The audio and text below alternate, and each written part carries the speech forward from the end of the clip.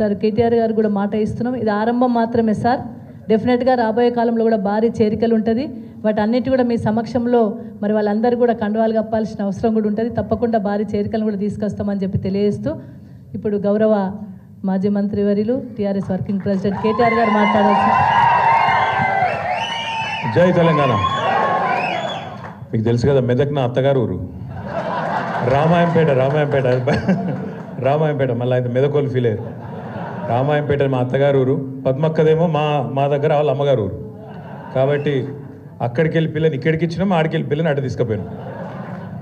పేరున వేదికపై ఆసీనులైన పెద్దలు, మరి ఈరోజు ఈ కార్యక్రమానికి అధ్యక్షత వహిస్తున్న మా మెదక్ జిల్లా పార్టీ అధ్యక్షురాలు సోదరి శ్రీమతి పద్మా దేవేందర్ రెడ్డి గారు, గౌరవనీయులు పెద్దలు, మెదక్ జిల్లాలోనే కాదు రాష్ట్రంలోని ఏ మారుమూల ప్రాంతంలో ఏ సమస్య ఉన్నా అందరికంటే ముందు స్పందిస్తూ అందరికీ అండగా ఉండే గౌరవనీయులు పెద్దలు మాజీ మంత్రివర్యులు శ్రీ హరీష్ రావు గారు, గౌరవ పెద్దలు మాజీ శాసన మండలి సభ్యులు అన్న సేరి సుభాష్ రెడ్డి గారు, గౌరవ మాజీ శాసనసభ్యులు పట్లోల్ల శశిధర్ రెడ్డి గారు, గౌరవనీయులు సోదరులు, గతంలో మెదక్ డీసీసీ ప్రెసిడెంట్గా పనిచేస్తూ ఆనాడు ఎన్నికల సమయంలో మన పార్టీ గెలుపును కాంక్షించి మనతో పాటు కలిసి వచ్చిన సోదరులు శ్రీ కంటారెడ్డి తిరుపతి రెడ్డి గారు, పెద్దలు గౌరవనీయులు కేసీఆర్ గారు అక్కడ శాసనసభ్యుడిగా ఉన్నప్పటి నుంచి మా అందరికీ చిన్నప్పటి నుంచి జగపతంకులు అని పిలుచుకునే అలవాటు మా బట్టి జగపతి గారు, అదేవిధంగా మా తమ్ముడు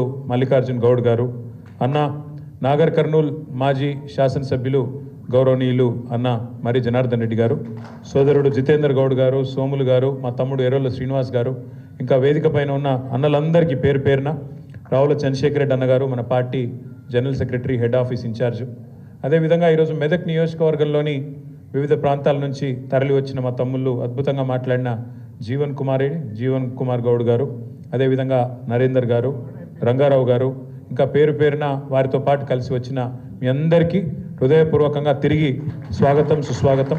పత్రికా మిత్రులకు కూడా హృదయపూర్వకంగా నమస్కారం. హరీష్ రావు గారు మాట్లాడుతూ 2 మాటలు చెప్పారు. ఒకటి, సిద్దిపేట ఒకప్పుడు సిద్దిపేట అంటే పందులు గుర్తొచ్చేది, మెదక్ అంటే గాడిదలు గుర్తొచ్చేది, కానీ ఇప్పుడు సిద్దిపేటలో పందులు మాయమైనాయి అన్నారు. మెదక్లో కూడా గాడిదలు దాదాపు పోయినాయి, కొన్ని ఉన్నాయి ఇంకా. అవేందనే చెప్పగాని ఉన్నాయి కొన్ని. వాటి సంగతి మీరు చూసుకోండి, ఇక ఎక్కువ చెప్పగాని వాటి సంగతి ఇవాళ మీరు వచ్చుడుతోని తప్పకుండా ఇక అవి ఎన్నున్నాయో గన్ని లెక్క పెట్టుకొని సందర్భం వచ్చినప్పుడు చూసుకోండి. 2ఏనా? అయితే హరీష్ రావు గారు ఇంకొక మాట కూడా చెప్పారు. రేవంత్ రెడ్డి గారు అదేదో 10% 15% కటింగ్ పెడతా, తల్లిదండ్రులను చూసుకోకపోతే అంటుండు, కోత పెడతా అంటుండు. మరి రేవంత్ రెడ్డికి ఏం కోత పెట్టాలన్నారు? రేవంత్ రెడ్డికి కోతలు సరిపోవు, కర్రు కాల్చి వాత పెట్టేటట్టు మీరు అందరూ ప్లాన్ చేసుకోవాలి. ఎందుకంటే ఇంతకంటే లేకి ముఖ్యమంత్రి, ఎందుకంటే మస్తు మందిని చూసినాం మనం కూడా. ఎన్టీ రామారావు గారిని చూసినాం, చంద్రబాబు నాయుడు గారిని చూసినాం, రాజశేఖర రెడ్డి గారిని చూసినాం, రోషయ్య గారిని చూసినాం, కేసీఆర్ గారిని చూసినాం. ముఖ్యమంత్రి అంటే ఇక మధ్యలో కిరణ్ కుమార్ రెడ్డి ఉండే కానీ లెక్కలో లేడు ఆయన పెద్ద. ఆయన ఆఖరి కిరణం కాబట్టి లెక్క పెడతలేము. ఇక ఇంతమందిని చూసినాక మంచోళ్ళను ఈయనను చూస్తే వీళ్ళు ఎట్లా అనిపిస్తుందంటే, ఇక నాకు ఎట్లా అనిపిస్తుంది కానీ ఊళ్ళో లెవెల్ ముంగట నన్ను గొట్టం పెడితే చాలు, ఒక తిట్లు కాదు, తెలుగు భాషల గిన్ని తిట్లుంటాయని కూడా తెలియదు, కానీ తిట్లు తిడుతుండ్రు. నిజంగా చెప్తున్నా, ఇంకొకడు ఎవడన్నా రేషమునోడైతే ఈ పాటికి ఒక బకెట్లో నీళ్ళు తోడుకొని ఆయన దుంకి చచ్చిపోతుండే. రేవంత్ రెడ్డి కాబట్టి నడిచిపోతుంది. సిగ్గు ఇజ్జతు మానం ఏం లేవు. అరే మోరే అది. ఎలక్షన్ల ముందు ఏం చెప్పిండే ఆయన? మీ ఉరుకుర్రి 2 లక్షల రుణం తెచ్చుకోండి, నేను చెప్తానే ఉన్నా, వస్తూనే ఉన్నా, 9వ తారీఖు సంతకం అన్నాడు. మళ్ళీ ఇప్పటి వరకు 50,000 కోట్ల రుణమాఫీ అని ఇప్పటిదాకా రైతుల ఖాతాల్లో 12-13 వేల కోట్లు కూడా దాటలు వేసింది. కానీ అయిపోయిందని చెప్పి ఇలా ఉదరగొట్టే ఉపన్యాసాలు. రైతు బంధు కేసీఆర్ బిచ్చమేసినట్టు 10,000 ఇస్తుండు, నేను 15,000 ఇస్తా, నేను నన్ను ఓటేయండి గుద్దుండ్రి అన్నాడు. కేసీఆర్ 2 పంటలకు ఇస్తుండే, నేను 3 పంటలకు ఇస్తా అన్నాడు. వేసిండా రైతు బంధు? వస్తుందా? ఇలా సిగ్గు లేకుండా 2 సార్లు ఎగ్గొట్టి మొన్న అది కూడా మళ్ళీ అరకొరగానే వేసి 15,000 అని చెప్పి 12,000 ఇచ్చి దానికోసం అట సంబరాలు చేసుకోండి, ఇక మొత్తం దేశమంతా ఉరికి సంబరాలు చేసుకోండి అని చెప్పి రైతు వేదికల కాడ సంబరాలు చేసుకోమని చెప్తా ఉన్నాడు. దాంతోపాటు ఎన్ని మాటలు! అత్తకు 4,000 ఇస్తా, అత్తకు 4,000, కోడలకు 2,500 వచ్చినాయి. అత్తకు 4,000, కోడలకు 2,500. ఇక సిగ్గు లేకుండా ఇంకా మాట్లాడతాడు రేవంత్ రెడ్డి. ఈసారి 100 గెలుస్తాడట, 100. అందుకే నేను చెప్పిన 100 నీ బొందనా అని చెప్పిన నేను. నిజంగా కూడా ఇప్పుడు మరి ఆయనకు నాకు ఇట్లా మాట్లాడేది ఇష్టం ఉండదు నిజానికి, కానీ ఆయనకు ఆయన భాషనే అర్థమవుతుంది. ఎవడన్నా ముఖ్యమంత్రి ప్రపంచంలో, మొత్తం ప్రపంచంలో ఎక్కడన్నా ఏం చేస్తారు, ఆయన కోసుక తింటారా అంటాడు ఎవడన్నా? అంటాడా అసలు ఎవడన్నా కూర్చున్నాడు? ఎవడన్నా ముఖ్యమంత్రి ఢిల్లీకి పోతే నేను దొంగను చూసినట్టు చూస్తున్నారు, చెప్పులు ఎత్తుకపోతాడేమో అని చెప్పి అపాయింట్మెంట్ ఇస్తలేరని చెప్పినోడు ఎవడు ఉన్నాడు ఇదివరకు? అందుకే నేను అన్నా, ఉత్తగానే అంటలేను, ఉత్తగానే ఆయన తిట్టాలనే నోటి తీటతో అంటలేను. ఎన్టీ రామారావుని చూసినాం, చంద్రబాబు నాయుడిని చూసినాం, రాజశేఖర రెడ్డిని చూసినాం, రోషయ్య గారిని చూసినాం, కేసీఆర్ గారిని చూసినాం, ఇలాగ ఈయన చూస్తాను.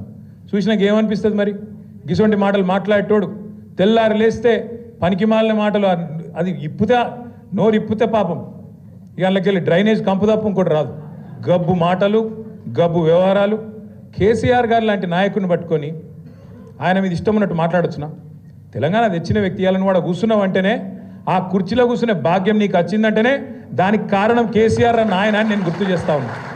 కేసీఆరే లేకపోతే, టీఆర్ఎస్ఏ లేకపోతే, గులాబీ జెండానే ఎగరకపోతే తెలంగాణ వస్తుండేనా?